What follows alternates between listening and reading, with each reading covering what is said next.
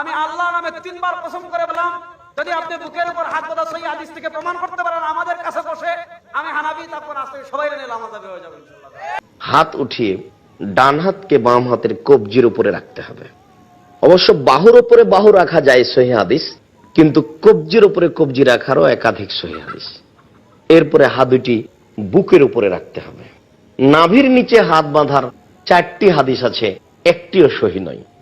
এই জন্য আমরা এখানে আপনাদের কাছে একটা জোরালো অনুরোধ রাখবো, যেটা সহিহ সেটাই পালন করার চেষ্টা করি। আল্লাহ কবুল করুন। দাউদ খণ্ড নম্বর 1 বুক অফ সালাহ বলা হয়েছে নবীজি নামাজের সময় নাভির নিচে হাত বাঁধতেন, তবে এটা জয়ীফ হাদিস।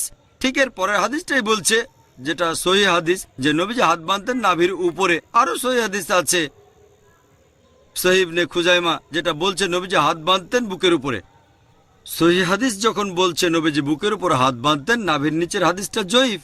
তাহলে নামাজ পড়ার সঠিক নিয়ম বুকের উপর হাত বাঁধা। আসসালামু আলাইকুম রাহমাতুল্লাহি ওয়া বারাকাতুহু।